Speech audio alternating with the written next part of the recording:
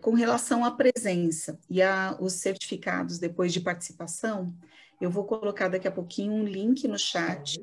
Eu vou colocar ele algumas vezes, porque às vezes, né, tá prestando atenção. Eu coloco algumas vezes. É só entrar no link.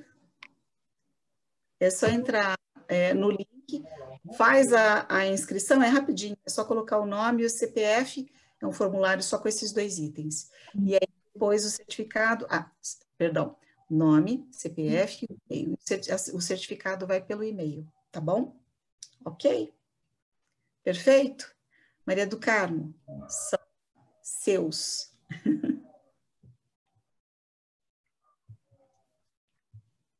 Bom, então, boa tarde a todos, boa tarde a todas.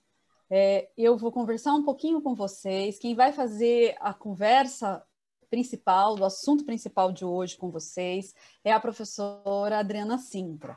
A professora Adriana Sintra está finalizando uma aula, ela dá aula agora à tarde, e ela está finalizando uma aula e ela consegue chegar daqui uns 10 minutinhos. Então, ela especificamente vai conversar com vocês sobre o relato de experiência, né?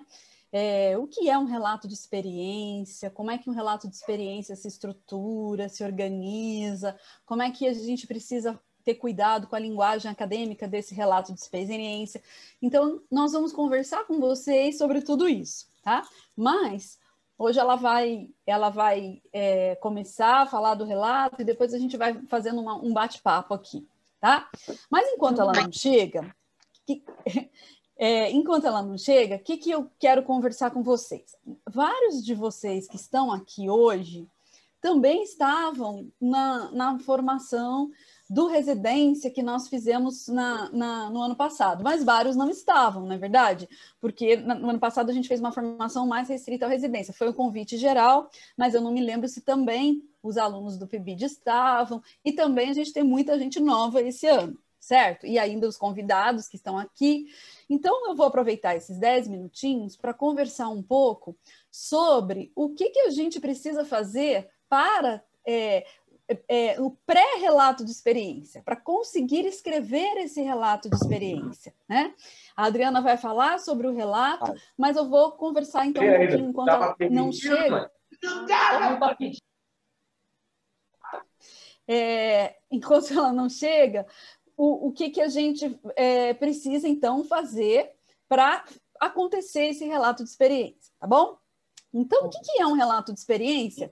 A Adriana vai conversar com vocês que o relato de experiência, na verdade, é isso mesmo, como o próprio nome diz, né? O objetivo de um relato de experiência é relatar, é descrever as atividades de uma vivência, de uma experiência vivenciada, né?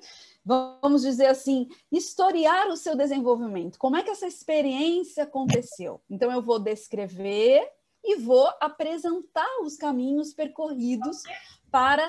Tem alguém com o microfone ligado. Para realizar para relatar essa experiência. Muito bem. Então, se é o meu objetivo ao relatar uma experiência, né, é historiar essa experiência, descrevê-la, apresentar como ela aconteceu, o que eu preciso, então, ter ou fazer para eu conseguir, ao final do meu percurso, da minha trajetória, ter elementos para escrever essa experiência, né? Eu preciso de um preparo, eu preciso me organizar, eu preciso ter o que dizer, e eu preciso que essa experiência esteja toda muito organizada, porque eu preciso ter o que dizer, mas com precisão, com detalhamento, com cuidado, né, metodológico, com cuidado teórico, porque eu estou vivenciando a experiência, mas eu tenho, vamos dizer assim, eu vou me organizar, eu tenho que me organizar para escrever ou relatar essa experiência, mas ela não é uma experiência simplesmente,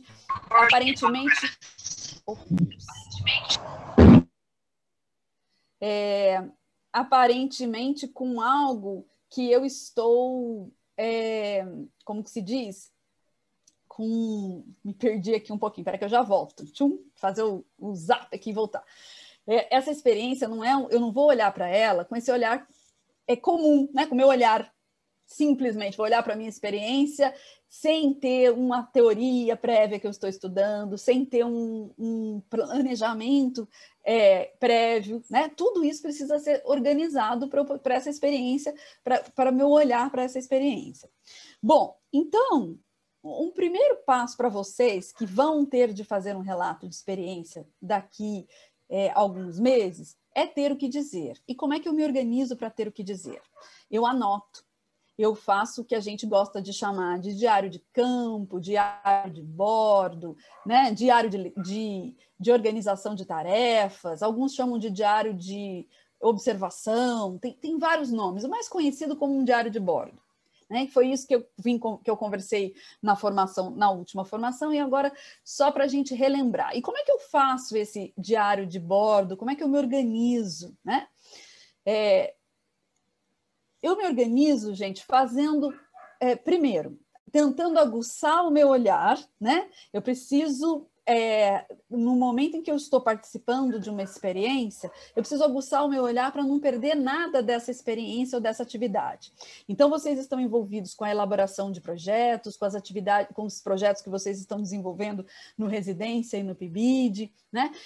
Vocês têm os encontros, vocês têm as reuniões, tem os planejamentos, tem a execução desses planejamentos, tem o que dá certo e o que não dá certo, tem o momento da elaboração do material, né? Olha quanta coisa. E mesmo remotamente, tudo isso está acontecendo. Né? Eu vejo a efervescência das minhas bolsistas, né?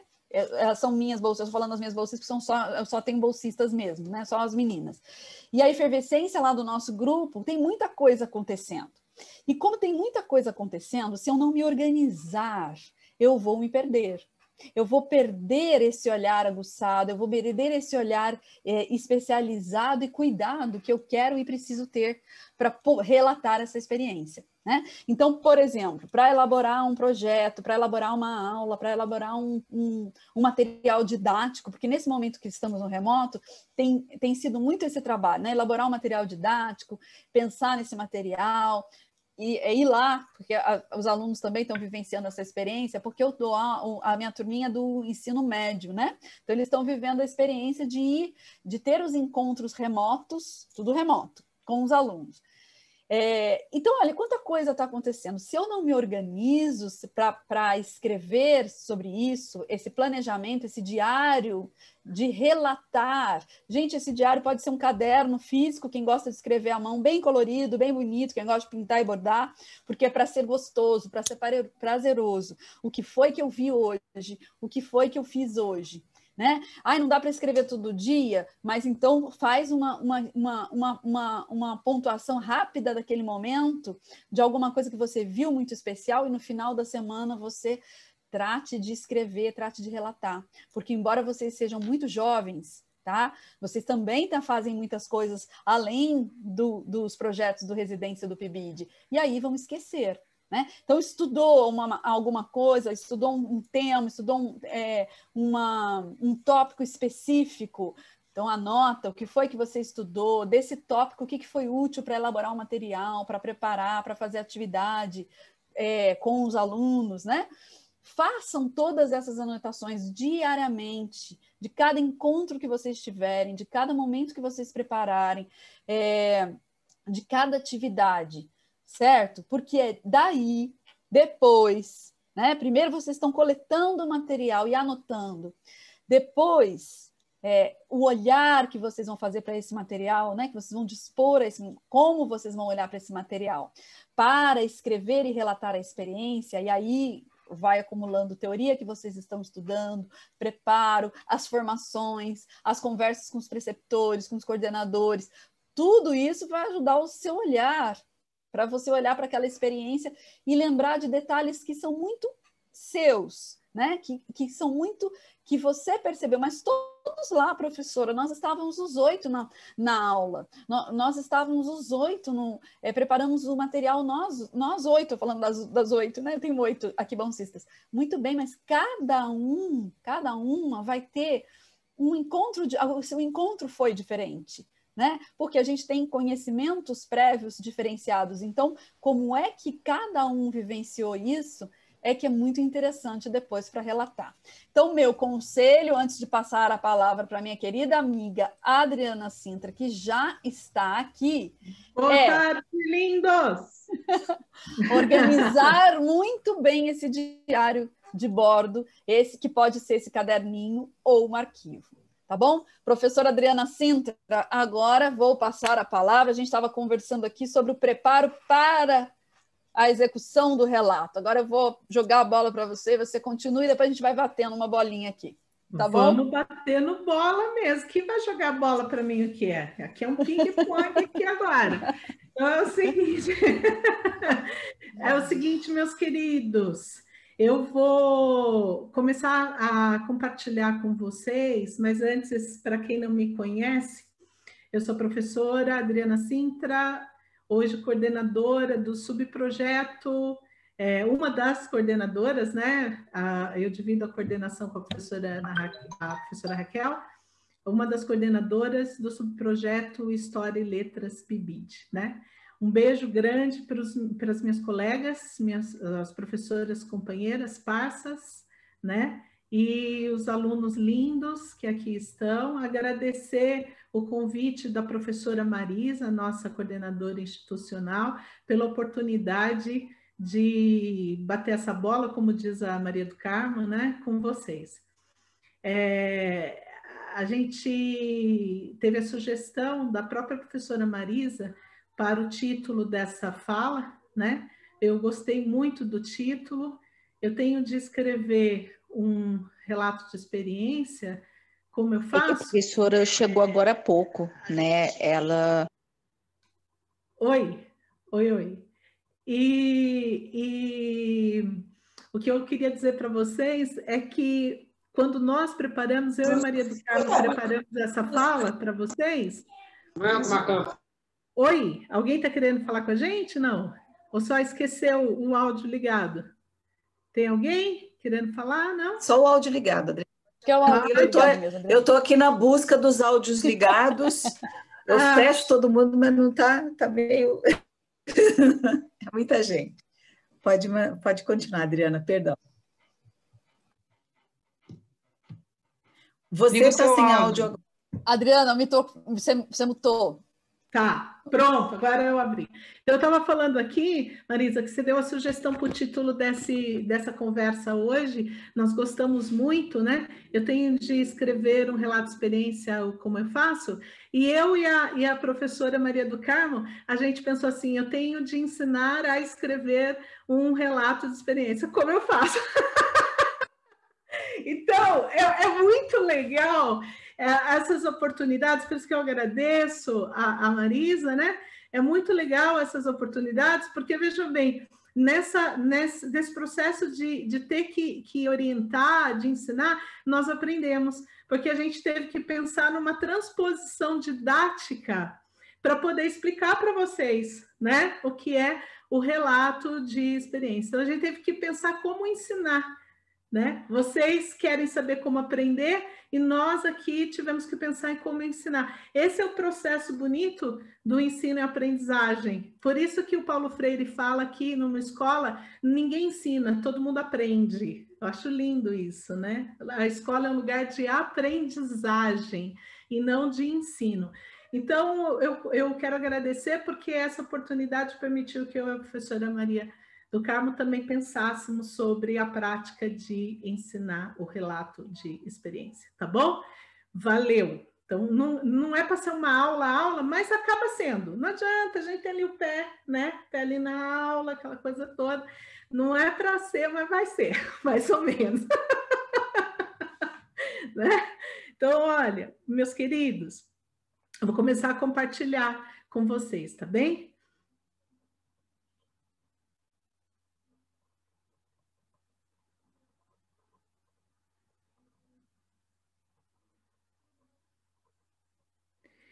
Como é que eu faço para abrir a aba lá? Será que vocês conseguem compartilhar mais rápido, Marisa? Marisa e Maria do Carmo, você consegue compartilhar mais rápido? Que eu não estou enxergando a a aba, que eu deixei já aberto lá e eu não estou enxergando aqui. Maria, você está com o microfone Adriana, desligado. vai aqui no share screen e aí você vai compartilhar a tela. Daí você pode ir para qualquer lugar do seu computador. Ah! Tá aberto o seu PowerPoint? Tá aberto. Tá, então, isso. Vamos ver se eu consigo? Vai. Tá, aí eu clico tá vindo. nele. Vamos ver. Aí eu clico nele. Foi. Isso, você clicou no share screen, mas ele ainda não tá vindo, ainda não. Para de rir, Marisa. Para de rir, Virgínia. Essa coisa Foi. Agora ele tá vindo. Agora abriu. Foi? Então tá bom. Então vamos lá. A Maria do Carmo já se apresentou para vocês, né? Eu também. Nós somos da equipe, nós somos da família.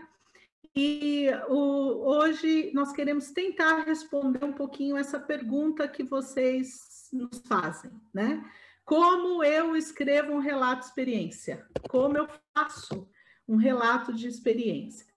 Vejam, o que nós vamos trazer para vocês não é nada definitivo e nem único, porque quando a gente fala em produção de gêneros de texto,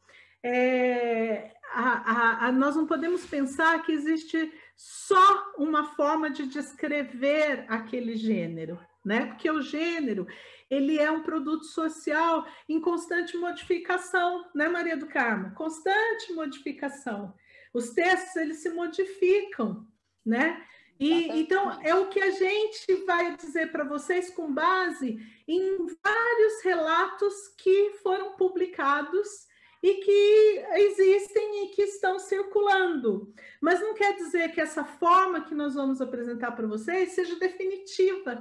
Pode acontecer que vocês vão encontrar em algum lugar alguma coisa um pouquinho diferente. Essa coisa um pouco diferente está errada? Não. O que a professora Adriana e a professora Maria do Carmo falaram está errado? Também não. Não está errado, nem lá, nem cá. O que acontece é que o gênero ele vai se moldando, né, às necessidades das situações comunicativas, ele vai se transformando. Então, nós vamos apresentar para vocês aqui aquilo que tem aparecido, né? Nas revistas, tem aparecido nos anais de congresso, né? A gente vai criar um modelo didático que se aproxime, um exemplo desse texto, né, de como se fazer esse texto, que se aproxime à maioria dos textos que nós encontramos, entendeu? Mas não quer dizer que seja isso para o resto da vida, e só exista esse tipo de relato de experiência. Vocês podem encontrar coisas diferentes. Então, nós tivemos que optar, porque não dá para falar de tudo, nós tivemos que criar um modelo, daí entra aqui a nossa contribuição para que vocês entendam que no ensino, nós sempre precisamos partir de modelos didáticos, né? Porque a gente não consegue abarcar tudo que existe no mundo, então a gente precisa decidir a partir de que modelo eu vou ensinar. Então, nós estamos criando um modelo baseado naquilo que nós observamos, tá? E que, portanto, pode ser replicável, pode ser repetido, né? Vocês podem repetir, porque é algo que é considerado legítimo. As pessoas aceitam isso, as pessoas estão produzindo isso, mas não quer dizer que seja a única coisa que possa existir em relação ao relato de experiência. Beleza? Isso é muito importante que vocês entendam. Ficou claro que nós tentamos falar? Ficou, Virgínia? Ficou claro? Beleza. Sim. Tá chique. Adriana. Então vamos lá, vamos para a próxima. Adriana, vou botar você grandão. Isso que eu ia falar. Isso, vou botar grandão para vocês adoraram, né? Eu vou colocar na tela cheia. Vamos lá, na tela cheia. Ó. Então, o objetivo nosso aqui é oferecer um modelo didático do gênero textual relato de experiência para que vocês possam produzir, tá?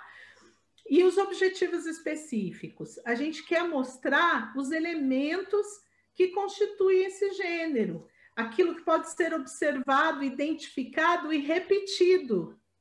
Observado, identificado e repetido. É isso que nós vamos querer mostrar para você, tá? O que pode ser imitado, né? Para que vocês produzam o gênero relato de experiência, tá? Então, vamos lá. Primeira coisa, todo texto, gente, todo texto tem esses elementos. Todos, sem exceção. Todos, independente do seu tamanho. Ele pode ser constituído de uma única palavra. Ele vai ter todos esses elementos aqui. Todo texto tem esses elementos. Então, aprender um texto é aprender esses elementos. Entendeu? É tentar observar esses elementos para poder repetir. Então, vamos lá. Primeiro, todo texto tem um contexto de produção. Todo texto nasceu de uma situação comunicativa real. Todo texto tem uma situação comunicativa por trás. Então, todo texto tem objetivos comunicacionais. Todo texto tem alguém que fala para alguém que ouve, né? Quando eu falo falar e ouvir, também é escrever e ler, né? Quando a gente fala falante, a gente não está falando só de língua oral, a gente está falando de quem produz, quem enuncia e quem recebe, né? O destinatário, o interlocutor, tá bom? Então, assim, todo texto tem quem fala, quem vai receber a mensagem, todo texto tem um objetivo, né? Todo texto tem um veículo em que ele circula, todo texto tem um tempo de produção, todo texto tem um lugar de produção, e esse lugar não é só um lugar físico, é um lugar social, uma esfera social. Todo texto está ligado a uma esfera social, né? Então, a gente primeiro precisa ter noção dessas coisas, porque se a gente não tem noção desse contexto, a gente não vai adequar a linguagem, a gente não vai criar uma representação certa da gente, a gente não vai considerar o leitor, a gente vai se comunicar errado com ele. Então, a gente precisa primeiro, né, pensar onde que eu estou. O que eu estou fazendo aqui? Quem eu sou na hora que eu estou fazendo esse texto? Para quem que eu estou escrevendo? Por que eu estou escrevendo esse texto? Importante. Então, primeiro momento, levantar o contexto de produção. Segundo, tá? Os textos têm conteúdos específicos. Aquilo que pode ser dito dentro daquele texto, tá? O que eu posso dizer dentro desse texto? Cada texto tem o seu conteúdo. A gente não pode inventar. Se a gente inventar, com algum propósito, querendo criar algum rebuliço, né? Pode acontecer. Mas as pessoas têm expectativas sobre os textos, têm expectativas. Então, se você muda o conteúdo que é esperado, fica todo mundo achando estranho. Então, a gente tem que saber aquele conteúdo que se espera que se coloque ali, naquele texto que a gente tem que aprender a escrever, tá? O que mais? Todo texto tem uma estrutura para organizar esse conteúdo. Todo texto tem uma estrutura de organização, de distribuição desse conteúdo, né? Que a gente vai chamar de sequência, né? Como é que esse conteúdo, em que sequência ele vai aparecer, tá certo? Como é que ele vai aparecer organizado? Tem uma estrutura. E esses elementos dessa estrutura, eles precisam estar articulados, né? Eles precisam estar articulados, olha lá. Então, eu preciso ter uma sequência de organização textual, que tem que estar articulado, tem que ter tipos de discursos dominantes. O que são tipos de discurso, quando a gente fala tipo de discurso? Eu escrevo na primeira pessoa? Escrevo na terceira? Né? Como é que eu escrevo? Quando eu falar em tipos de discurso, vocês vão pensar nisso. Né? Eu escrevo no presente, eu escrevo no passado, eu escrevo no futuro. Então, quando falar em tipos de discurso, vocês pensam nessas coisas, tá? As características de mecanismos de conexão, que é o que eu falei para você, entre os elementos tem que ter articulação, elas não podem estar soltas, então tem aqueles conteúdos que tem que aparecer, eles não podem ficar sambando soltos, eles têm que estar amarrados, isso que a gente chama de mecanismos de conexão. Tem o tipo de frase, lógico que tem. Por exemplo, num texto acadêmico, nós esperamos que todos os elementos essenciais das frases estejam explícitos. As frases têm que ter sujeito, verbo, complemento no mínimo, entendeu? Tem que estar ali. O período tem que estar com os elementos essenciais explicitados. é um estilo daquele texto. Quando a gente fala assim de tipos de frase, que palavras podem aparecer no texto, tem a ver com o estilo do texto. Então, todo texto tem um contexto, tem um conteúdo, tem uma estrutura e um estilo. Tem um estilo. A linguagem própria dele, a gramática própria dele. Compreende? A gente tem que conhecer isso, né? E as formas de inserção de vozes. Num relato, por exemplo, tem muitas vozes presentes. A voz de quem está relatando a experiência, a voz dos autores que você cita para embasar algum comentário que você faz, a voz, às vezes, do sujeito da experiência, e você tem que saber inserir essas vozes para não parecer que é tudo você que está falando. Você não pode escrever um texto parecendo que você está falando tudo. Tem hora que não é você que está falando, são os autores que estão falando. Tem hora que não é você, são os alunos que estão falando, né? Então, a gente tem que saber inserir esse monte de voz que está ali dentro. Isso também tem a ver com o estilo, com os mecanismos de enunciação. Então, todo texto tem isso. Vamos ver, então, como é que acontece no relato, coisa por coisa? Vamos ver como é que é o contexto do relato, como é que é o conteúdo do relato, como é que é a estrutura do relato, tá? Nós vamos ver cada coisinha dessa. Vamos correr aqui, vamos começar um por um, ó. Aconteceu que apareceu um risquinho aqui na tela, não fui eu que fiz. Vocês estão vendo um risquinho aí? Sim. Sumiu. Ah, aqui não foi eu que fiz esse risquinho. Vamos lá. Então, primeira coisa, o contexto de produção. Vamos pensar a situação em que acontece o relato de experiência, tá bom? Quem é a pessoa que escreve o relato de experiência? Quem é o autor de um relato de experiência? Então, são professores da educação básica, são profissionais da educação, são acadêmicos que nem vocês. Então, veja, vocês estão num papel social quando escrevem um relato de experiência, entenderam? Qual o papel social que vocês assumem?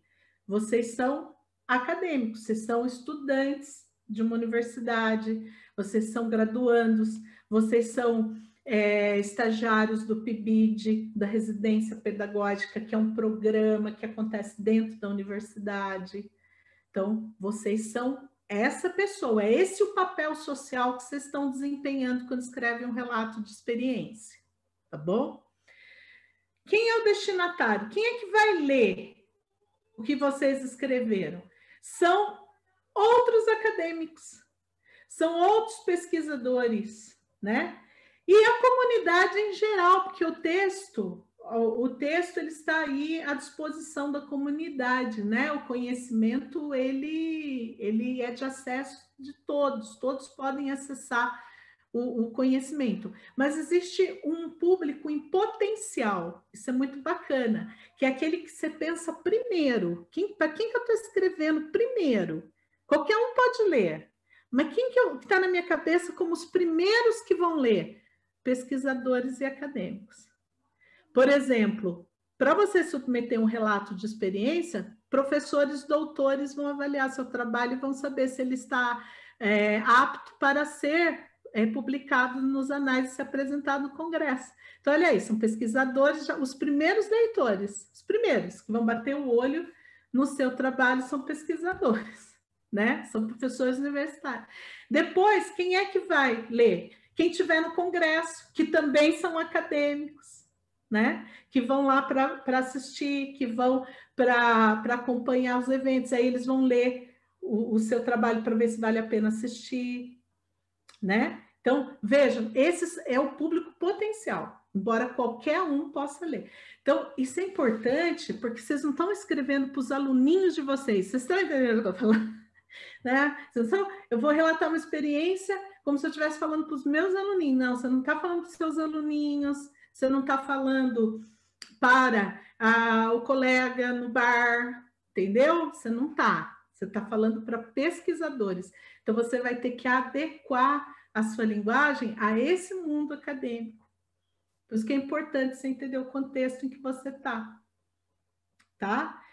Local de produção e de circulação é academia. Você não vai encontrar relato de experiência na banca de jornal, você não vai encontrar relato de experiência no gibi, dentro do gibi, você não vai, entendeu? Você vai encontrar dentro da academia e em eventos acadêmicos. É ali que você vai encontrar relatos em revistas, periódicos científicos, em análise de congresso, né? É ali que você vai encontrar, tá? Então, circula dentro dessa esfera. Suporte de circulação. Como eu disse para você, geralmente é escrita, é a linguagem escrita, né? E que pode estar tanto em ambiente eletrônico, numa revista eletrônica, uma revista digital, pode também estar num documento impresso, né? Mas geralmente é feito pela escrita. Então, é um texto escrito. Por isso que a gente aprende a escrever, né? Ele não é um texto oral, tá bom? O relato de experiência, ele não é um gênero oral, ele é um gênero escrito. Beleza? Vamos lá. Contexto de produção, mais alguma coisa, objetivo. O que eu estou querendo alcançar quando eu escrevo um relato de experiência? Eu quero explanar, descrever, relatar uma experiência concreta, realizada. Alguma coisa que aconteceu.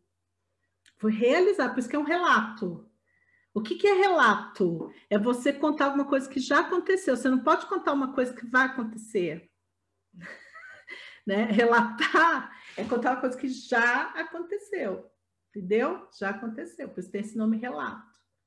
Então, relatar experiências concretas realizadas no âmbito de atividades profissionais.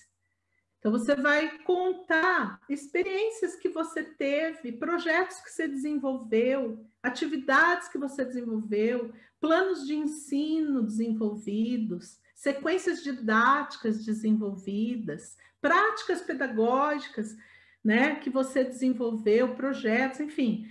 E vai descrever o passo a passo, né? Desde o que levou você a fazer, o como é que você fez e o que aconteceu no final, e daí? Qual o resultado que você teve diante disso?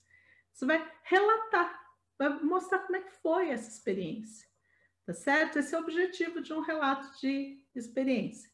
A linguagem é pela linguagem escrita, a norma culta, tá vendo aí? Lembra que você está na academia, e a linguagem da academia é a norma culta. Ah, eu quero fazer do meu jeito. O que vai acontecer? Vai ser barrado no primeiro pesquisador que lê lá, que for avaliar o seu trabalho, vai vir, não pode, porque não está adequado à norma culta. Entendeu? Então, não adianta, tem coisa que não adianta brigar, tem coisa que não adianta querer criar problema. A gente precisa entender que nós estamos dentro dessa esfera, e aí tem o que primar. Norma culta, gente, não é forma rebuscada de escrever, difícil, gramática do século passado, não é nada disso. É só não ter problema de concordância, não ter problema de regência, as frases estarem inteiras, com sujeito, verbo, complemento, né? Elas não estarem completas, não ter problema de acentuação, ortografia, é isso. Primar pelo básico dessa norma culta, tá bom? Ah, eu não tenho muito jeito com isso, passo por um revisor, pede ajuda para alguém ler, vê aqui, faz um pente fino aqui, né? Porque não pode ir com esses problemas.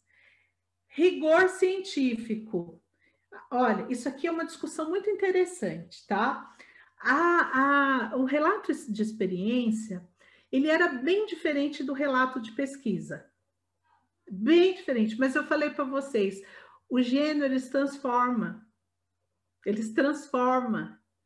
O relato de experiência passou a ser muito produzido dentro da academia. Então, ele foi incorporando características dos textos científicos. Entendeu? Interessante isso, foi incorporando. Então, hoje, a gente quer um rigor científico. O que é ter um rigor científico?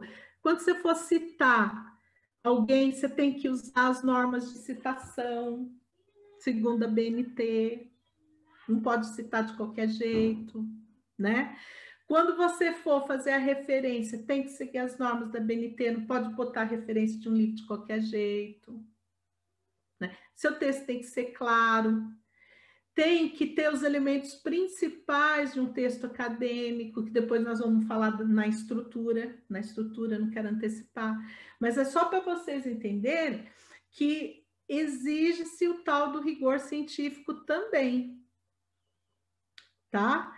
Não era assim, mas não era. Agora é, porque o gênero vai se transformando, entendeu?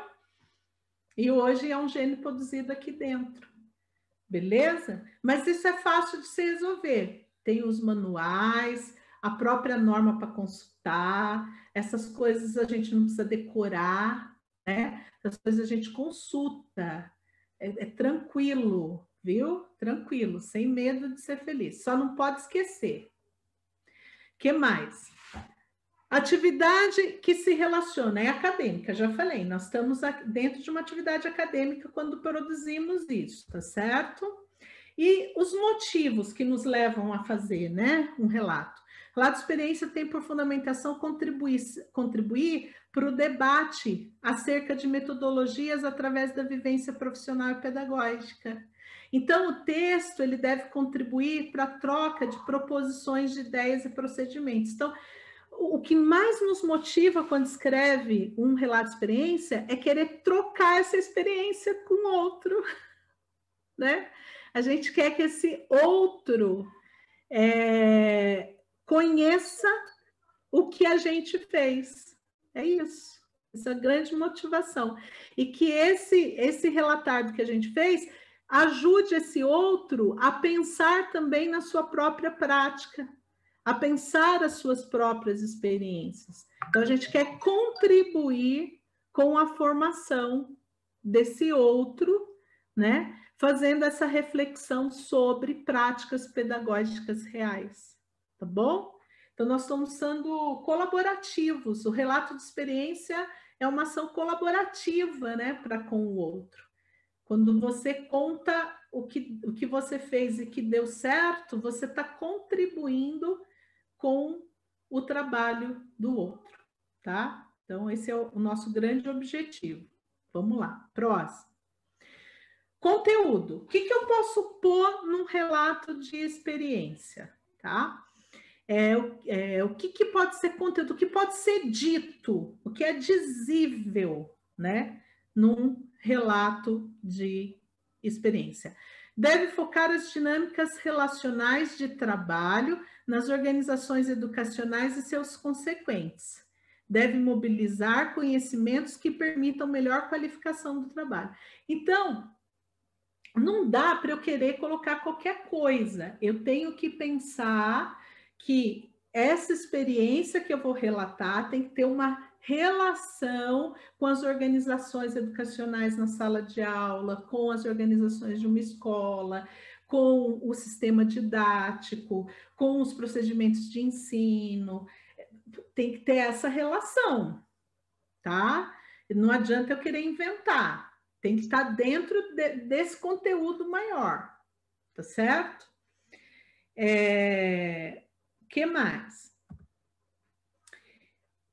Tipos de pesquisa que eu posso realizar. Olha que bacana, ó. Eu posso fazer análise de algo, né? Descrever algo e mostrar o que esse algo nos faz conhecer e as necessidades que surgem a partir desse algo, como uma espécie de criação de um diagnóstico para a gente desenvolver um projeto. Então, eu posso avaliar algo, diagnosticar algo para pensar, propor alguma coisa para esse algo, entendeu? Então, eu avalio, crio um diagnóstico e penso o que pode ser feito, ou eu já mostro o que foi feito, né, a partir do diagnóstico. Então, eu crio, eu planejo, eu experimento propostas. Então, no primeiro, eu posso propor a partir da análise de algo que aconteceu. Sempre tem que ter algo que aconteceu. É relato, então eu posso propor a partir de algo que aconteceu, né? E o segundo é desenvolver uma proposta mostrando o passo a passo dessa proposta desenvolvida. Existem outras formas, tá, de fazer pesquisa. Existem outras pesquisas, mas eu acho que nesse momento, nós aqui do PIBID, podemos ficar com esses dois. O que vocês acham, Marisa? O que você acha, Maria do Carmo? A gente fica com esses dois nesse momento, não vamos pensar em todos os tipos de pesquisa. O que vocês acham? Acho que sim, Adriana. Acho que sim, Adriana. Atende bem o que a gente precisa, né? Eu acho ótimo, perfeito. Né? Também, Adriana. Até porque, de repente, eu acho que você já detalhou aí o que é importante eles olharem, né? A descrição que vai ser feita, enfim. Então, acho que não precisa... Eles não vão precisar, nesse momento, muito mais que isso. Né? Não. Né? Então, ou vocês têm um problema, né? Descrevem esse problema, vão criar um diagnóstico e pensar em algo que pode ser realizado ali, ou você já apresenta uma proposta desenvolvida, descreve o que você fez e os resultados, entendeu? Então, um dos dois. Você vai fazer ali bonitinho. Tá arriscado a tela de novo, né, Adriana? Pois é. Será que é porque meu braço? Eu tô achando que eu tô fazendo assim e o negócio tá arriscando. Eu não entendo. Eu tô achando que às vezes alguém tá no computador e sem querer tá fazendo, né? Mas eu acho que é só todo mundo tomar cuidado, né? Porque como tá para qualquer um compartilhar, eu acho que pode ter alguém que tá sem querer, né? Riscando. Então, gente, porque se não quem sou tiver, eu. se quem tem tiver como feito... travar, tem como bloquear, prof. Como tem que como eu bloquear. bloqueio, meu anjo? Ai, eu não vou conseguir... lá nas Professora configurações... Adriana, se a senhora apertar Ctrl Z, ele vai retornar o que você fez. Então, se foi a senhora que fez isso, dá o Ctrl Z que ele vai tirando os riscos. Agora, se foi outra pessoa, aí não sei. E daí vocês vão descobrir que fui eu que fiz, né? Se tiver algum bolsista que sabe, né? Já vamos saber se é a minha mão aqui que está fazendo isso. Adriana, colocar aqui também, ó, é só para tirar, é só clicar no ícone de borracha. Você está vendo aí? Que você... Acho que é seu, né? Caso seja outra pessoa. Agora apareceu um vermelho aqui. Peraí. Não, essa gente não está, não. Não? Será que se eu mudar a página... É a pessoa que... No primeiro momento, o rabisco lateral aí com duas setas foi Larissa Santos que fez. Né? Então, por gentileza, tirar. Tá. E esse aqui? E esse aqui eu não sei. Eu estou apertando a borracha, mas não vai. Mas é da pessoa, pelo que o chat falou, é a pessoa que tem que fazer. Né? Quem colocou, Aí se puder fazer a gentileza, né? Porque aí sem querer posto, por favor. Se puder fazer essa gentileza para a gente, senão a gente vai ter que parar a apresentação, tirar a tela, colocar a tela de novo. Então, se puder fazer essa gentileza para a gente. Mas está muito ruim. Olha aqui, eu acho que eu vou parar. Acho que você pode. Pode parar. Compartilha e compartilha de novo. Vamos lá, vamos parar. Tá muito lá. Eu vou colocar você, Adriana, eu vou colocar você como host. Aí só você pode compartilhar, tá bom? Tá bom. Fica mais fácil. Tá bom.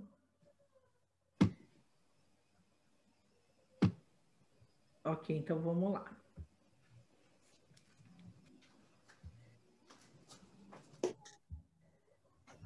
Ok. Então, deixa eu só confirmar se eu já vi esse aqui.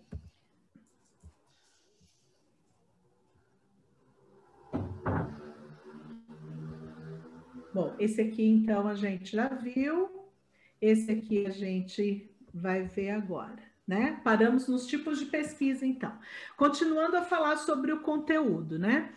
Então, o que distingue a pesquisa acadêmica, o relato de pesquisa acadêmica com o relato de experiência? Né? Se o contexto é o mesmo, não, o contexto de produção é o mesmo, né? São os acadêmicos, são para os acadêmicos, tem rigor científico, né? Então, o que vai distinguir? Parece que é meio parecido aí. Porque o relato de pesquisa também pode falar de uma experiência. É a pesquisação, né? Pesquisação é uma experiência. Então, o que vai distinguir? O ponto de partida. O ponto de partida. Isso aqui é muito importante. Olha, um relato de pesquisa, que é o artigo científico, por exemplo, monografia, parte sempre de uma teoria. A teoria é o ponto de partida. No relato de experiência, não é a teoria o ponto de partida. No relato de experiência, é a própria experiência. Então, a gente não precisa ter conhecimento de teorias. Não é a teoria que vai gerar a pesquisa. Então, eu não preciso ter um arcabouço teórico, uma linha de pesquisa, né? Eu tenho que ter uma linha de pesquisa, eu tenho que enquadrar dentro de uma linha de pesquisa, dentro de um conjunto de teorias, dentro de um autor, dentro do projeto da minha orientadora. Não preciso. Não é a teoria o ponto de partida, é a própria experiência. Esse é o grande diferencial. Porque na linguagem, porque no estilo, porque eles são muito parecidos. Entendeu? São muito parecidos. Então, o grande diferencial é esse. Você vai partir sempre da experiência. Se tem experiência, tem relato de experiência. Se não tem experiência, não tem relato de experiência. Você pode ter a teoria, se não tem experiência, não tem relato de experiência. Ele é o ponto de partida. Tá certo? Então, vamos lá. Ó, o que diferencia? A problematização é construída com base na teoria. Ó, de novo. De novo.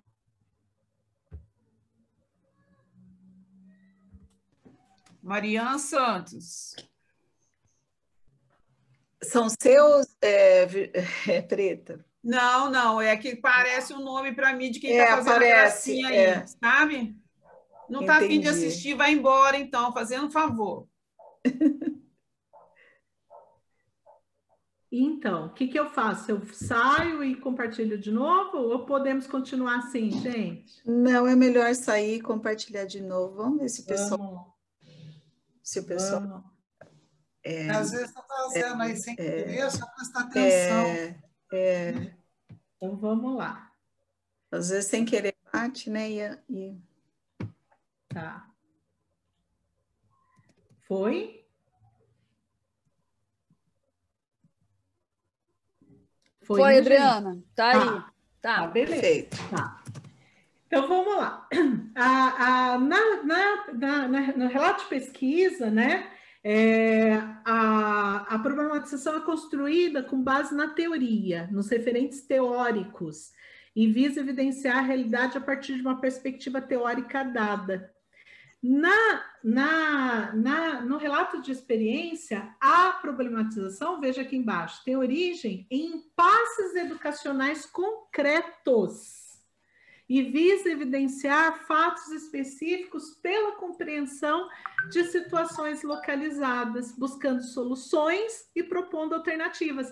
Se você descreve algo que aconteceu e propõe, né? Propõe algo para resolver aquilo, você está dentro do primeiro tipo de pesquisa. Se você já resolveu, né? E quer mostrar como que você resolveu, como que você desenvolveu os resultados diante do que você fez, você não deixa de mostrar soluções e propor alternativas. Então, é o que eu disse para vocês. A gente está sempre pensando na contribuição para com o outro. Pela nossa experiência, a gente quer contribuir com o outro, para que ele também possa pensar a sua própria prática. Aqui é uma citação, acho que deixa eu ver se eu leio. Acho que vale a pena. Então, troca de proposição de ideias e procedimentos a partir de exemplos exitosos, exemplos que tiveram sucesso ou não. Eu tenho que descrever só o que deu certo? Não, descreva também o que deu errado, porque quando você descreve e se coloca de forma reflexiva sobre aquilo, você também está ajudando a gente a construir conhecimento sobre aquilo. Então, a experiência, o relato de experiência não tem que ser só com o que teve sucesso. Entendeu? Vocês podem demonstrar também as coisas que não deram certo e como é que vocês se colocam diante disso, a reflexão que vocês fazem diante disso, né? Então, não é só o que deu certo, desde que sejam amplamente contextualizados. Segundo, objetivos e fundamentos em um aporte teórico previamente estabelecido. Então, é assim, lembra do rigor científico? A teoria não é o ponto de partida, não é. Não é. Primeiro é a experiência. Só que quando eu vou descrever a experiência, eu tenho que ter uma teoria para descrever, para não perder a característica de trabalho acadêmico. Entendeu? Senão eu perco a característica de trabalho acadêmico, né? Falar, descrever, propor soluções baseadas só nas minhas impressões, nas minhas subjetividades. Não pode. Não pode. Então, eu tenho que ter alguém, né, teórico, que ajude a mostrar que aquilo que eu fiz tem um embasamento, tem uma fundamentação, né? Tem algo que o sustenta, não é baseado só nas impressões, tá certo? Só que aí não precisa ser um negócio pesado, não precisa ter um capítulo teórico, não precisa. Relato de experiência não tem capítulo teórico, não tem pressupostos teóricos, escrever 3, 4 sessões de teoria, não tem nada disso. Você vai só citar resumidamente as ideias principais nas quais você se valeu na introdução. É uma coisa resumida, mas só para a pessoa perceber que não foi, você não fez tirado do nada. Esse é o rigor.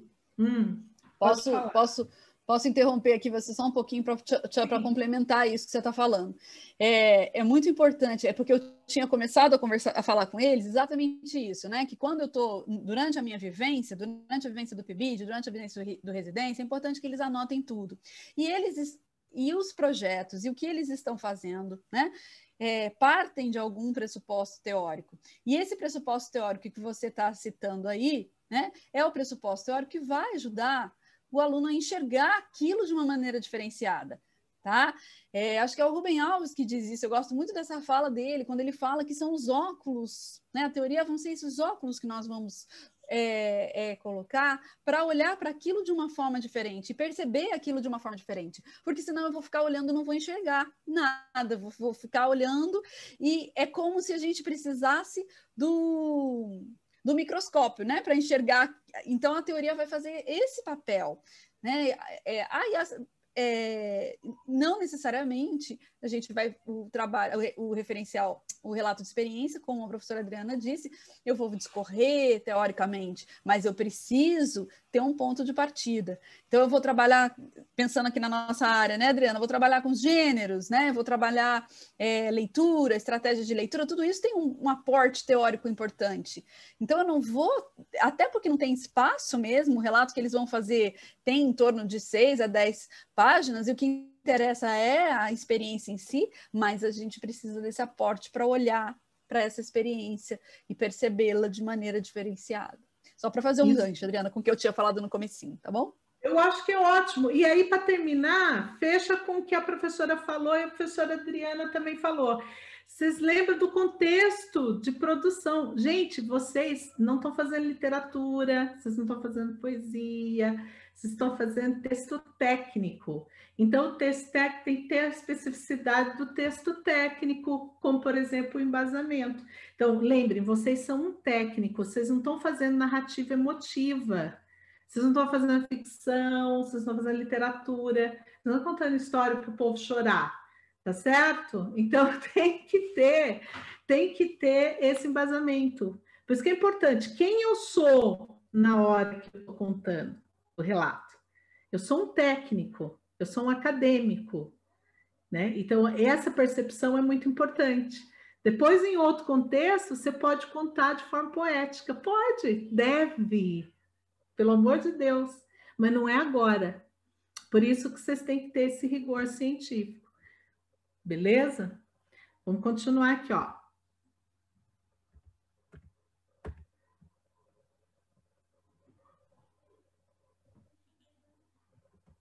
Próximo.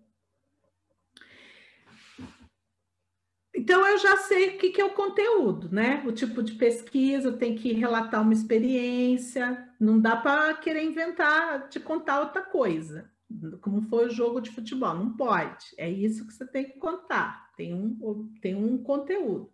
Agora, como é que eu organizo esse conteúdo? Né? Como é que eu conto? Como é que eu começo? Como é que é o começo do relato? O que eu ponho no início? Depois eu ponho o quê? Para contar a história. Agora nós estamos na estrutura. Então, nós saímos da discussão do conteúdo, vamos para a estrutura. Como é que nós vamos organizar isso? Então, primeira coisa, gente, tem que ter a apresentação da experiência. Tem que começar com a apresentação da experiência. E você coloca isso na parte do relato que se chama introdução. Tá? O relato de experiência ele tem 3 grandes partes: introdução, metodologia, discussão dos resultados e depois seguido das conclusões, tá certo? Então tem 3 grandes partes: introdução, metodologia e discussão dos resultados, beleza? É isso, tem que ter esses 3 pedaços aí. O que eu vou pôr na introdução? O que eu ponho lá no começo? Introdução. Começo apresentando a experiência. O que é apresentar a experiência? Qual é o tema da experiência? O que te levou a fazer a experiência? Que problema surgiu para te levar a fazer essa experiência? Qual é o objetivo desse seu relato de experiência? O que você quer mostrar aqui com esse relato de experiência? Né? Quais os sujeitos envolvidos? Né? Você realizou isso numa sala de ensino fundamental, 5º ano, 6º ano? Você realizou numa sala de ensino médio? Que escola? Quantos alunos estavam envolvidos? Teve professor envolvido também? Teve, o meu supervisor. Então havia eu, PIBidiano, havia o meu supervisor, havia os alunos, né? Entendendo o que eu estou falando? Tem que contextualizar. Né? Onde que aconteceu essa experiência? Apresenta essa experiência aí.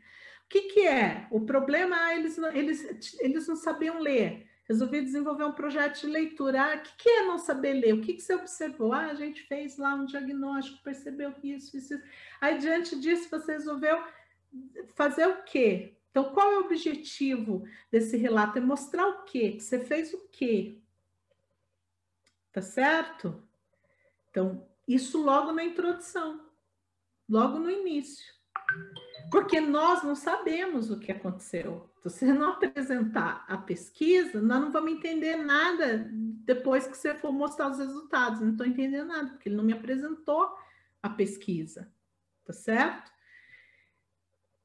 Qual o segundo elemento que tem que ter depois da apresentação? Estabelecimento de pressupostos teóricos. Olha que interessante, né? Os pressupostos teóricos, eles vêm para fundamentar os seus procedimentos. Eles não são mais importantes do que o próprio procedimento, mas eles precisam aparecer para fundamentar.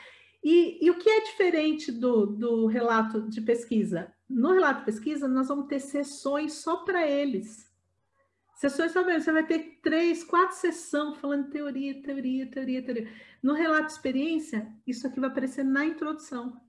Entendeu? Na introdução. Os pressupostos vão aparecer na introdução. Se apresentou o que você vai fazer, você já diz baseado em que você vai fazer. Então, para atender esse objetivo, nós vamos nos fundamentar nisso, de forma sucinta. Você vai, o quê? 2 parágrafos, né, Maria do Carmo? 2 parágrafos, 3 parágrafos só, apresentando o que é, no que você se baseou para desenvolver aquilo. Só para as pessoas perceberem que não está no ar, né? Tem fundamentação. Então, é resumido dentro da própria introdução. Logo depois que vocês apresentam a pesquisa, vem no que você vai se fundamentar para poder desenvolver, tá? Qual é o terceiro conteúdo que tem que aparecer? Apresentação da metodologia. E aí, isso é tão importante que tem uma sessão própria. Veja que o relato de experiência enfatiza muito o procedimento, né, Maria do Carmo? É o procedimento, é a prática, é o que você fez, né? Então, vai ter um capítulo só para isso, vai ter uma sessão, né? Não é um capítulo, uma sessão só para isso, chamado metodologia. E aí você vai ter que descrever o passo a passo dos procedimentos. Primeiro fiz isso, depois fizemos isso, depois fizemos isso. Descrever detalhadamente o passo a passo. Fizemos tal tipo de atividade, né? Depois dessa atividade, fizemos tal atividade. Tem que relatar tudo que foi feito, na ordem em que foi feito, obedecendo as relações de sentido entre o que foi feito, para a gente entender a sua pesquisa. Então, você tem que relatar na ordem, do jeito que aconteceu, bonitinho. Uma coisa vai puxando a outra, né? Então, não deu certo nisso, tivemos que ir para cá. Diante disso, a gente veio para cá. Aí você vai contando. Por isso que o diário de bordo é tudo. A professora falou. Você vai lembrar com riqueza de detalhes se você não anota? Você não vai. Se você, à medida que você vai fazendo, você não anotar, eu fiz isso, eu fiz aquilo, não deu certo, isso aqui ficou bom, isso aqui. Se você não faz, na hora de você relatar, sua cabeça vai fugir, você não vai lembrar tudo que você fez. Por isso que a gente faz planejamento, por isso que a gente faz plano de ensino, por isso que a gente faz diário, semanário, por isso que a gente faz relatório, né? Quando a gente faz essas coisas para vocês, não é só para dar trabalho para vocês, não. É porque se a gente não força vocês a registrar, vocês esquecem. Na vida acadêmica, a gente não vive de memória. A memória, ela nos trai. A gente vive de registro, não é, Maria? A gente vive de registro. Então, por isso que a gente precisa registrar tudo, registrar, né? Então, e essa... O Adriano, desculpa, lembrando aí da sua palavra registro, gente, esse registro pode ser em foto, né? Eu posso tirar foto se for permitido, né? Se você tiver aí, a sua escola tem a permissão de tirar fotos, normalmente nas escolas da prefeitura, já no ato da matrícula, essa permissão é concedida, mas mesmo assim, em determinados projetos, é preciso que tenha uma outra permissão, que o diretor dê essa permissão. Nesse momento, agora nós estamos remoto, não dá para a gente tirar fotos, mas dá para a gente fazer os prints. Exatamente, Ariane. Os registros são os prints, né? Então, vamos printar a tela e ter esses registros, porque os registros fotográficos também nos ajudam a lembrar aquilo que, de repente, eu não conseguia anotar naquele exato momento, né? Então, eu vou me lembrar depois. Tá? A gente coloca a data, né, Maria do Carmo? Faz o print, já vem a data, mas a gente coloca na sequência, organiza em pastinhas na sequência, para quando a gente tiver que relatar o que aconteceu, já está organizado. Vai olhando e vai relatando, vai olhando e vai relatando. Já guarda os registros na ordem, né? Beleza, vamos lá. Então, existe uma seção específica de metodologia, que você vai mostrar o passo a passo. Aí, depois, vem a discussão, né? Vem os resultados que você obteve com o que você fez e a discussão desses resultados. É uma sessão específica também. É uma sessão específica. Então, você tem a sessão da introdução, em que você coloca a apresentação da pesquisa, os pressupostos teóricos nos quais você vai se embasar, né? Depois vem uma sessão que é a metodologia, o passo a passo do que foi realizado, tá? E o final, você vai... No final, não, na última sessão, antes das conclusões, você vai apresentar os resultados e discutir. E essa discussão é feita à luz daqueles pressupostos bonitinho que você botou lá na introdução. Entendeu?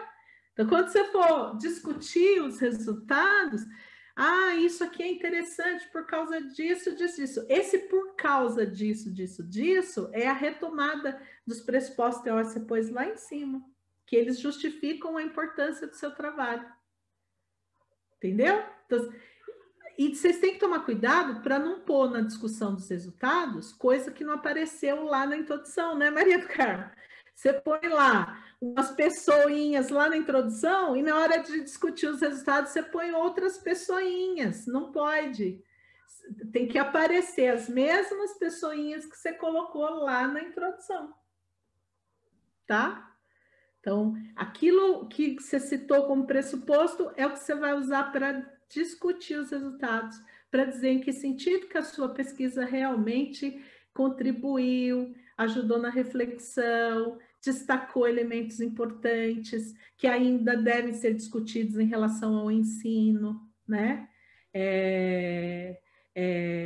Relacionar aquilo com a BNCC, por que a sua pesquisa está indo ao encontro das normas oficiais, do que o sistema educacional gostaria que se fizesse, né?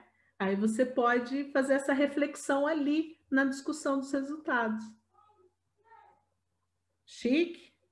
Podem mostrar as dificuldades que vocês tiveram, como é que vocês resolveram as dificuldades, aquilo que não conseguiu ser resolvido e que vocês sugerem como ponto de partida para uma nova experiência. Então, vocês podem terminar bonito essa discussão dos resultados, né? Mostrando que essa sua experiência despertou necessidades para novas experiências. Que bonito, que reflexão bonita, né? Para novos trabalhos, tá bom? Bom, vamos lá. Depois vem as conclusões, o fechamento. Né? O fechamento, você retoma os resultados principais, diz em que sentido eles te ajudaram a responder, a atender seu objetivo, que você colocou lá na introdução. Lembra que tinha um objetivo lá na introdução? Na conclusão, você vai mostrar em que sentido, então, que os seus resultados ajudaram a realizar esse objetivo, a alcançar esse objetivo, né? Então, você retoma o objetivo na conclusão, diz que ele foi alcançado, e aí reforça essa ideia de que a sua experiência te despertou para novas possibilidades de experiência, né? Aí você sugere que isso possa ser realizado, né? Numa nova etapa, tá certo? E diz em que sentido que a sua experiência contribuiu com a sua formação. Formação de futuro professor, de PIBidiano. Você termina bonito. Aí você pode terminar bonito, meio poético, fica lindo. Mas esse terminar meio poético é o poético com conteúdo, né? Relacionado com tudo que você fez ali. Então, que sentido que tudo isso contribuiu com a sua formação de PIBidiano, com seu estágio, com a sua reflexão com a teoria, enfim, tá? Precisa ser longo? Como é um texto curto, de 6 a 10 páginas, e a gente gasta aí, sei lá, 1,5 páginas para a introdução, gastamos aí umas 3 páginas para metodologia, 2 páginas para a gente ficar contando tudo que a gente fez, né?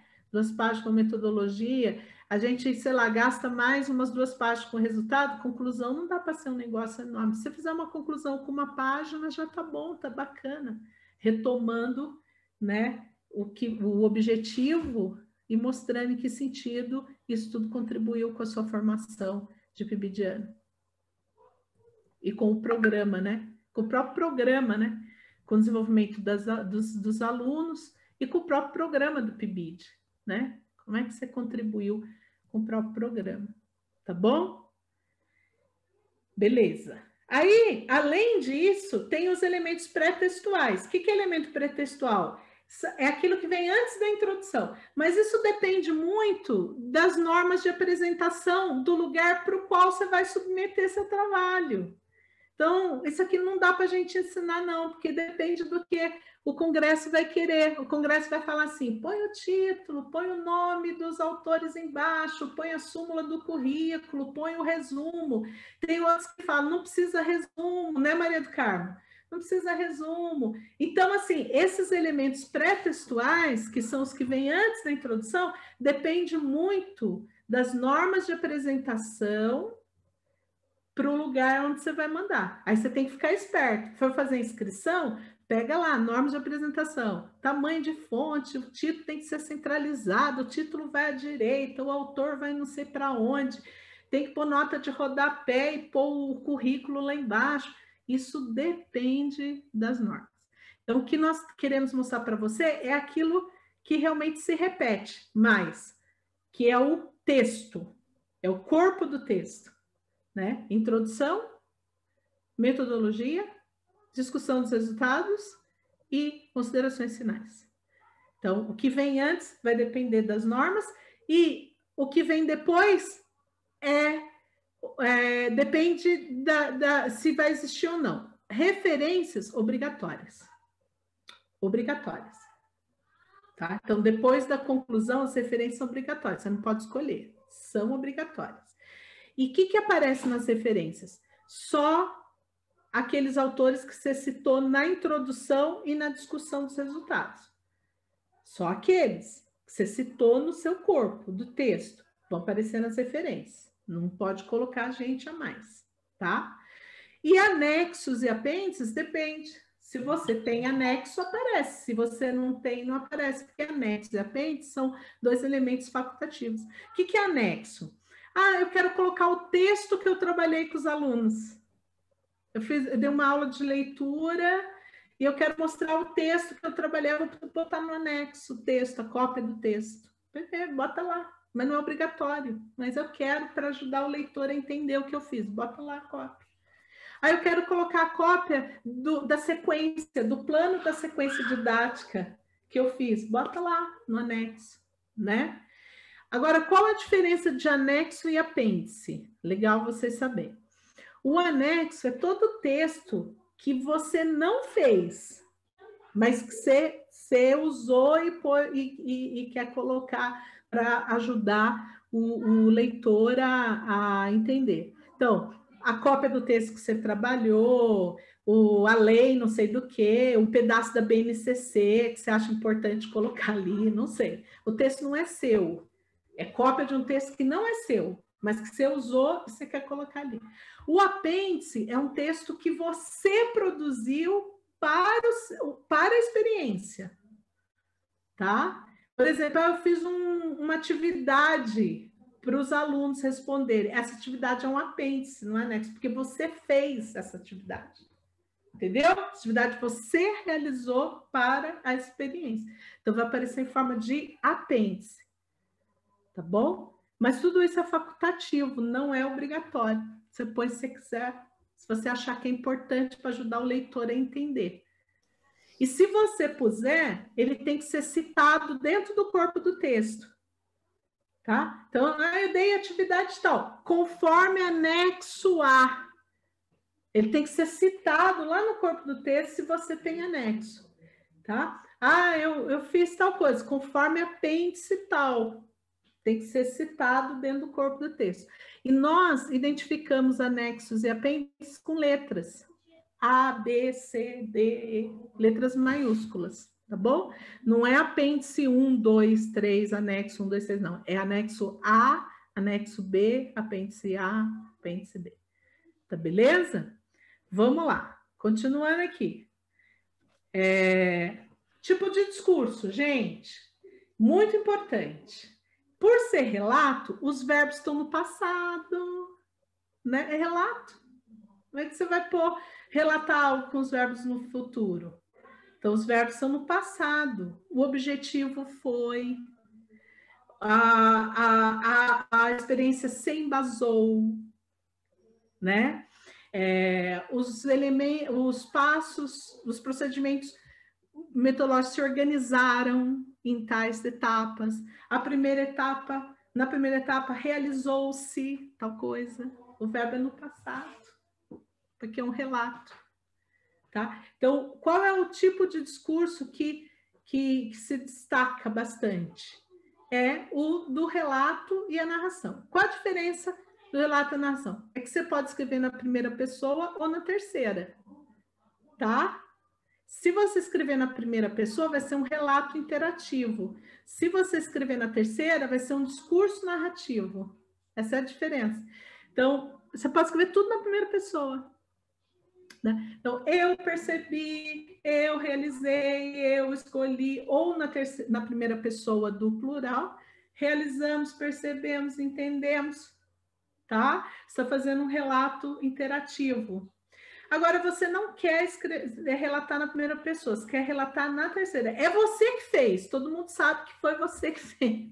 É você que estava lá, mas você optou por relatar na terceira. Você pode também, né? Então, assim, essa pesquisa objetivou, né? Esse relato, melhor dizendo, desculpa, esse relato objetivou, esse relato os procedimentos se desenvolveram, entendeu? Você pode narrar na terceira pessoa também. Você pode fazer o relato na terceira pessoa, tá certo? É uma escolha. Como Adriana, a gente... Oi, pois não. Eu acho que você agora já respondeu uma pergunta aqui do chat da Aline, porque ela tinha perguntado exatamente isso. Seria o ideal o verbo no pretérito e o foco narrativo ser na terceira? Não necessariamente, né? Pode ser na primeira, pode ser na primeira do plural. É uma questão de estilo, de gosto, né? Eu, por exemplo, gosto muito de escrever na primeira do plural, né? E de filiação teórica também, né? É que sabe o que acontece? Como é que é o nome dela, Maria? Como é que é o nome dela? Aline. Aline, sabe o que acontece? Existe uma tradição, linda, na academia, que é assim, o discurso teórico parece que dá mais credibilidade. É uma tradição, é uma representação que as pessoas têm. É por isso que quando se escreve na terceira pessoa, no presente, né, a gente chama de discurso teórico. É o discurso do que é indiscutível, da verdade indiscutível. Essa é a representação que se cria, né? Então, a gente acredita nisso, então muitos ainda gostam de escrever na terceira pessoa para continuar criando essa representação de verdade indiscutível, de verdade científica e tal, né? Só que o relato de experiência, nós já falamos, ele não está fundamentado na teoria, né, Maria do Carmo? Não é a teoria que é o ponto de partida, é a própria experiência. Então, eu acho que como estilo tem mais a ver você narrar na primeira pessoa muitas vezes do que na terceira, pelo objetivo do texto. Então, você pode, sem medo de ser feliz, relatar na primeira pessoa, sem medo de ser feliz. Talvez um artigo científico, há pessoas que condenem, que falam não é bom, tem ainda acadêmicos que não consideram, melhor você relatar na terceira pessoa o relato da pesquisa. Mas o de experiência, a gente sabe que o foco está na própria experiência. Então pode, sem medo de ser feliz, relatar na primeira pessoa. Só que aí Adriana, você padroniza, né? Você padroniza, você faz uma coisa do começo, meio fim, não mistura as coisas. E você deixa a terceira pessoa para a teoria. É a hora que você faz a voz. Você vai colocar a voz do outro que traz a teoria, do dono da teoria, você deixa para quando você for expor a voz do outro para a terceira pessoa. E tudo que for sua voz, você pode colocar na primeira sem medo de ser feliz. Pode falar, Maria. Oi, Adriana. Só para posicionar você, são 18h37, tá? Acabou. Então a gente já tem acabou. Que... Chegamos no final, Acabou. Tá. Vamos lá. Chegou. Último slide. Bom, nós falamos então do tipo de discurso. Outra coisa interessante em relação ao estilo, tá? Os parágrafos não podem estar desconectados. Não pode ser uma sequência de parágrafos sem articulação. porque é um texto único. O relato é um texto, ele é uma unidade, ele é um enunciado.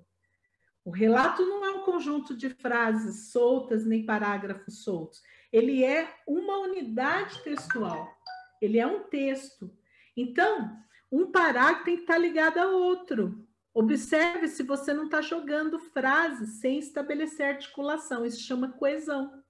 Então, é bonito quando você terminar a introdução, já anunciar a metodologia, mostrando que há gancho da introdução com a metodologia. Quando você terminar a metodologia, anuncia a discussão dos resultados.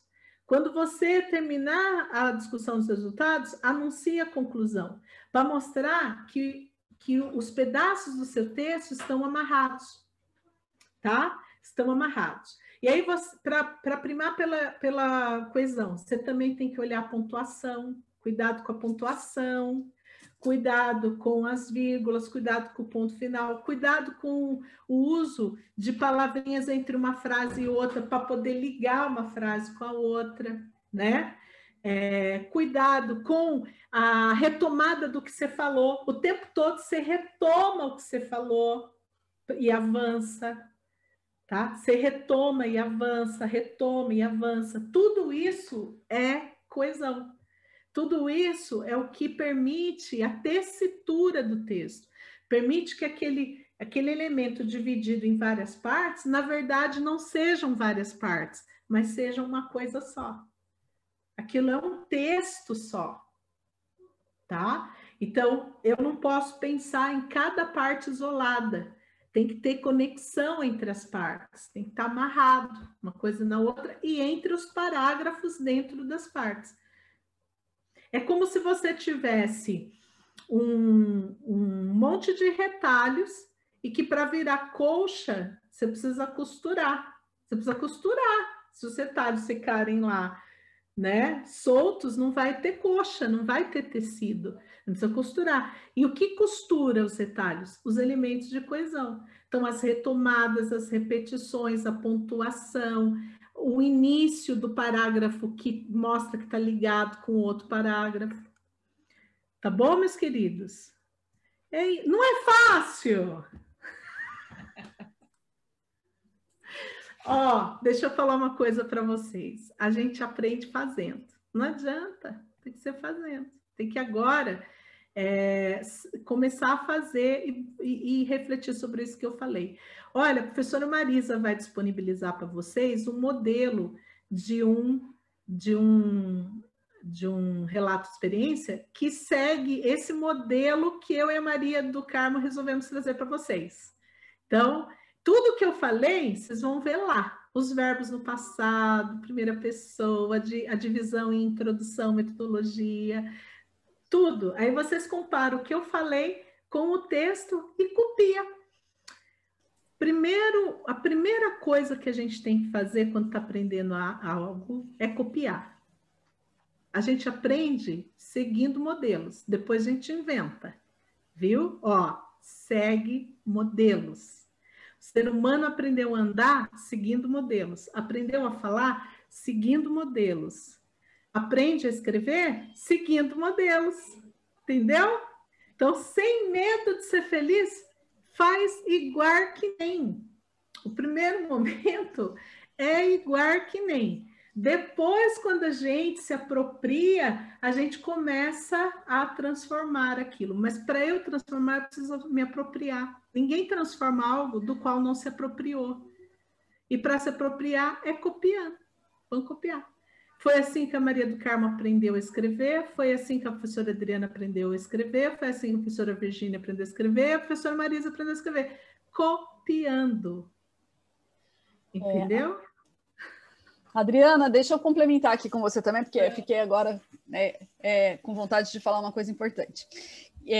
Olha só, importante no sentido de fazer uma propaganda boa, É o seguinte, como a professora Adriana estava falando, né, existe esse modelo e existem outros modelos, porque é relativamente estável, vai variar um pouquinho, vai ser, mas todo relato de experiência ele vai ter que ter essa estrutura de introdução, objetivo, justificativa, metodologia, descrição, discussão dos resultados. Só que o modelo pode variar um pouquinho. E como a professora Adriana estava falando que a gente precisa seguir modelos, é fundamental, gente, eu sempre digo isso para os meus alunos, mas olha, só porque eu comecei a falar, eles resolveram latir. Eles estavam quietinhos. A ideia é que eu sempre me lembre de ler. Então, eu quero fazer um relato de experiência, é fundamental ler relatos de experiência, tá?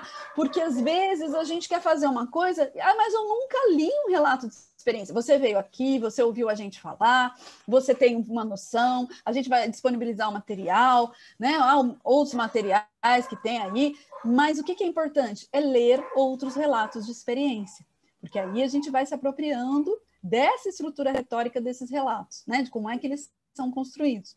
E aí, eu vou falar uma coisa importante, vou fazer a propaganda aqui, que a universidade, a Pró-Reitoria de Extensão, ela lançou um livro agora, está fresquinho, sobre a coordenação da professora Virgínia, né, professora Thaís, professor Luzimar, professor Rodrigo, e a coordenação geral da Pró-Reitora, professora Letícia, com relatos de experiências do projeto do NUGEC, que é um projeto que foi feito da universidade com a prefeitura, né, um projeto muito bacana. E são relatos de experiências que têm essa estrutura toda que a gente trouxe aqui, mas com algumas das suas diferenças, porque cada autor ali tem o seu estilo.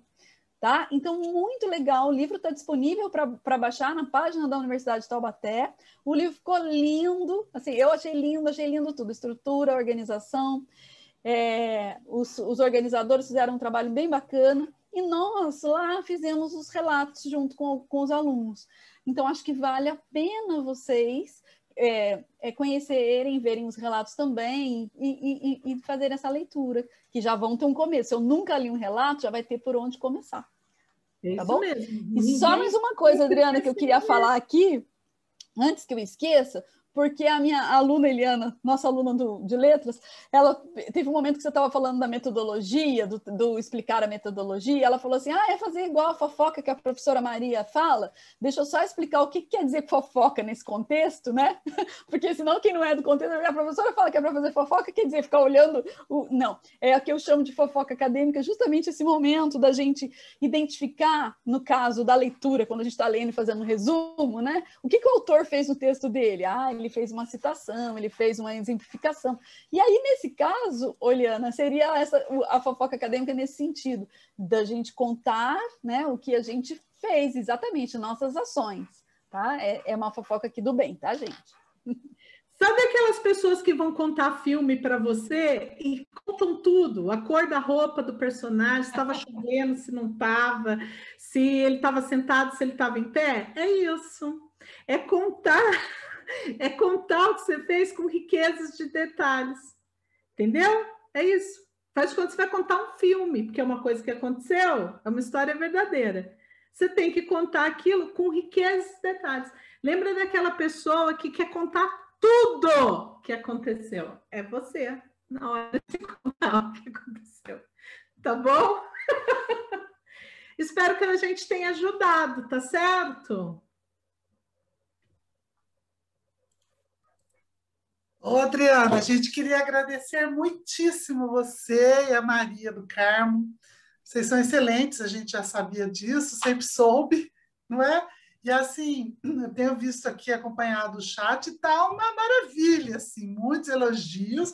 Acabei de receber uma mensagem da professora Ângela, pró-reitora de graduação, elogiando vocês e agradecendo, elogiando a presença de todos, né? Chegamos a 177, né, Marisa? Participantes. Tem gente do Brasil todo aqui. Sim. Então, nós ficamos assim, muito, muito felizes, porque eu acho que é esse o objetivo, é a formação. Né? Nós somos formadores de professores, né? E a gente está aqui para isso, essa é a nossa missão.